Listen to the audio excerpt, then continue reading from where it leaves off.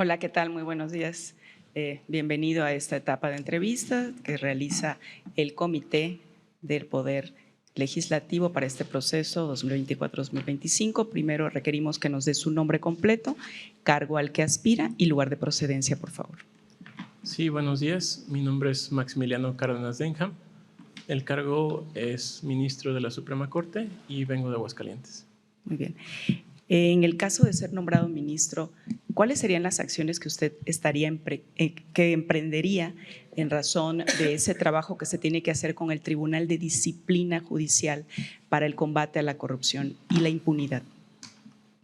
La verdad es que, digamos, en la experiencia que he tenido, principalmente pues llevo más de 15 años en el servicio público y siempre he combinado mis actividades con organizaciones de la sociedad civil. Actualmente soy coordinador legal de una asociación civil que es Salud Justa MX. Es bien interesante porque esta asociación busca impulsar políticas públicas para prevenir enfermedades no transmisibles. Y lo que hemos visto a través del monitoreo de diferentes sentencias y sobre todo amparos en contra del reglamento de la Ley General de Control del Tabaco, he visto mucha disparidad en las resoluciones. Llama mucho la atención en este tipo de ejercicios cómo algunos juzgadores priorizan intereses económicos frente al derecho a la salud y cómo hay sentencias contradictorias en todos los niveles del Poder Judicial, tanto en juzgados de distrito como en tribunales colegiados. Y sobre todo llama la atención cómo la Corte, lejos de atraer estos asuntos y dictar criterios que puedan regir y priorizar pues el derecho a la salud, como puede ser un derecho reconocido constitucionalmente y obligatorio para el Estado mexicano por el Convenio Marco de Control de Tabaco, no ha emitido criterios y sigue habiendo sentencias dispares. La industria presentó más de 2.500 amparos y a pesar de que más del 90% ya fue desechado, la sentencia de tribunales colegiados es como aventar un volado. Hay sentencias a favor y hay sentencias en contra. Creo que un reto muy relevante como ministro y sobre todo en la coordinación del Tribunal de Disciplina es tratar de unificar criterios y con análisis de datos entender cómo hay estas sentencias dispares y conocer por qué hay resoluciones. Sobre todo, por ejemplo, en el caso del monitoreo de salud, hemos encontrado juzgados de distrito que han otorgado suspensiones en contra del interés público, suspensiones muy dudosas, sobre todo cuando uno analiza el contenido, encuentra que se basan en algunas iniciativas que ni siquiera se aprobaron, en criterios muy dispares y muy cuestionables, ¿no? Entonces creo que este análisis de datos, este análisis de sentencias, este análisis de criterios de una manera sistemática permiten identificar algunas conductas que pueden ser compartidas y sobre todo para propiciar ciertas investigaciones para no solamente alinear criterios, que es la consecuencia, pero sobre todo que los jugadores resuelvan con justicia, ¿no? Y no con intereses económicos. Creo que es uno de los principales retos, creo que es una de las principales aportaciones, además de analizar pues, cómo están funcionando los diferentes juzgados y tribunales, poner indicadores, que la justicia se expedita, sobre todo creo que hay un gran reto en el tema de expeditez de la justicia. Yo estuve involucrado cuando estuve estudiando y sobre todo ya como abogado en el caso de la masacre de Acteal. Me tocó participar en la liberación de 83 indígenas injustamente perseguidos políticamente, sobre todo por un hecho que aconteció en el sexenio de Ernesto Zedillo y que tenía mucha carga política. Me tocó 12 años después poder propiciar que las personas pudieran ser liberadas porque el asunto llegó a la Corte.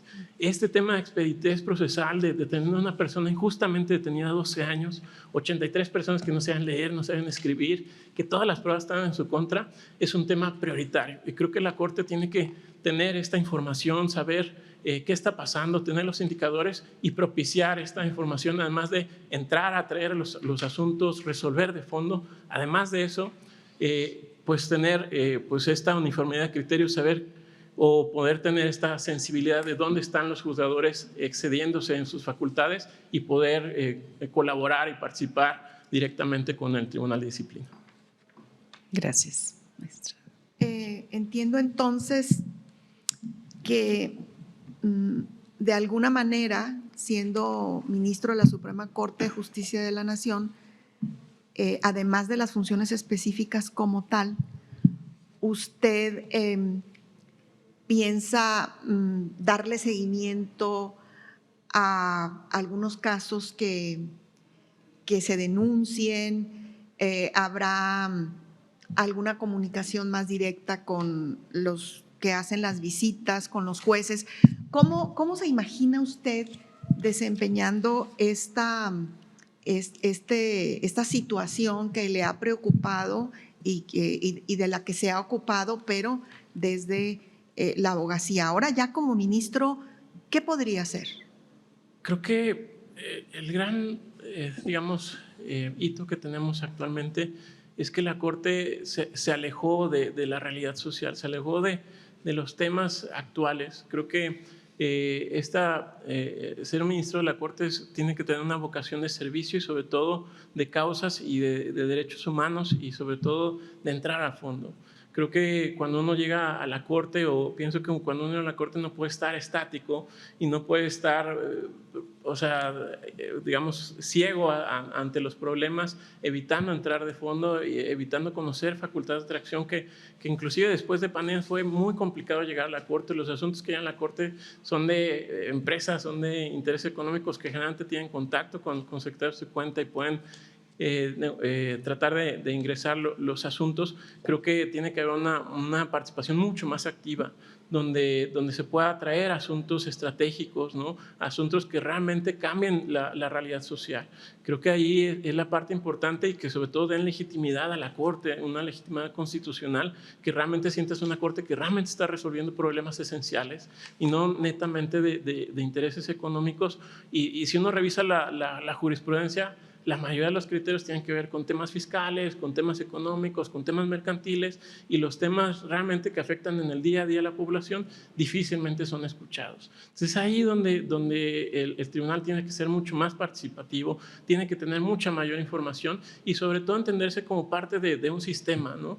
La Corte no solamente está sentada en su escritorio hacia afuera, sino tiene que ser parte de un poder judicial. Inclusive no solamente se tiene que asumir como un contrapeso entre poderes, sino la idea es que, lejos de concentrarse únicamente en ser contrapeso, tiene que participar con los otros poderes para cambiar la realidad social.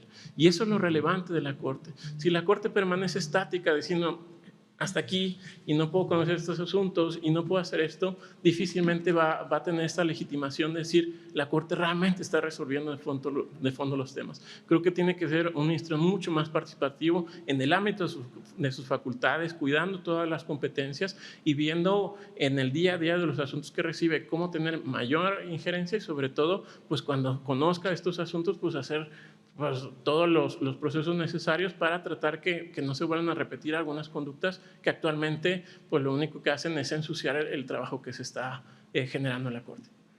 Bien, ¿alguien quisiera hacerlo? Sí, adelante. Muy interesante exposición, abogado. ¿Podría platicarnos? Tengo entendido que a partir de esta liberación que se hizo, se persiguió la indemnización por daño patrimonial y que esto fue resuelto en el Tribunal Federal de Justicia Administrativa. ¿Nos podría hablar de eso, de lo que ustedes lograron? Sí, es bien interesante. La verdad es que tuve esa primera experiencia como abogado. Creo que fue una experiencia que cambió realmente mi forma de ver el derecho. Yo era estudiante, ¿no?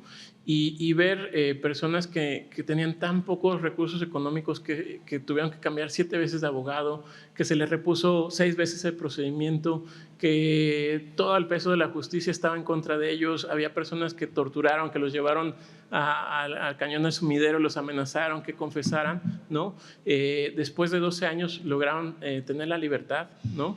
Por un reconocimiento de la Corte que determinó que había una violación al debido proceso, ¿no? Posteriormente entiendo que se iniciaron procedimientos de reclamo de daño patrimonial.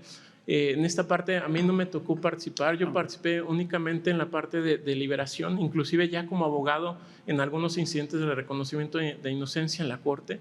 Tengo conocimiento de las reparaciones, entiendo que se iniciaron algunas causas, inclusive al ser declarados como víctimas, pero más allá y no todos han sido indemnizados. Justo creo que participaron algunas asociaciones con intereses ya económicos buscando representar a algunos. De hecho, ahí se fraccionó el grupo de 83 liberados. Algunos se fueron con estos abogados que lo único que buscaban era pues, la reparación patrimonial. Otros llegaron a algún acuerdo con gobierno del estado para que les dieran algunas tierras y pudieran vivir, digamos, alejados de la comunidad para evitar alguna fricción, y algunos otros terminaron literalmente varados. De hecho, el representante de los procesados, quien era quien nos traducía, quien nos llevaba, ahorita está en una casa en la comunidad de Acteal, sin ingreso, sin terreno, sin nada, ¿no?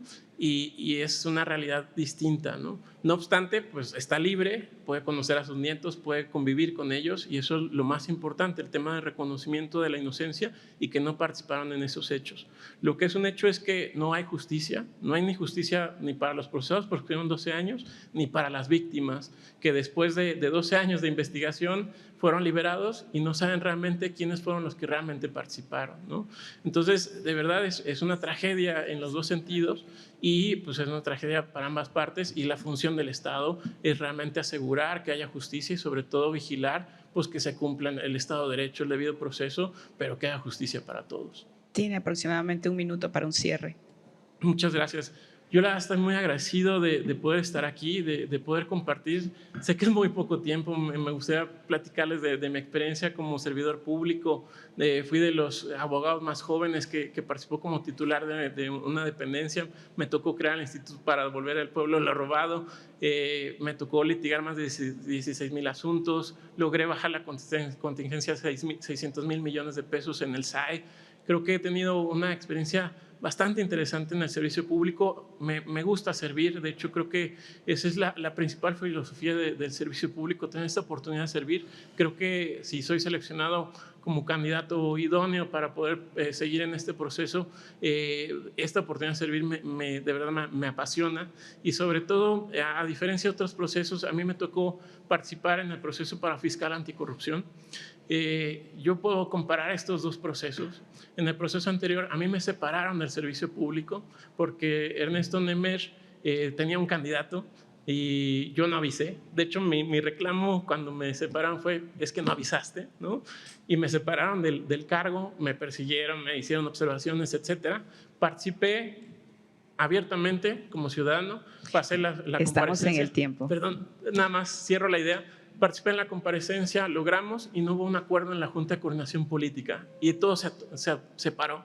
Creo que este proceso es radicalmente distinto, y de verdad me gusta estar aquí porque he visto cómo se ha desarrollado, he visto cómo puede concluir, y creo que es un proceso muy innovador que permite la participación de todos y permite una decisión democrática. Gracias, abogado. Muchas gracias. Gracias. Gracias. Gracias. Felicidades.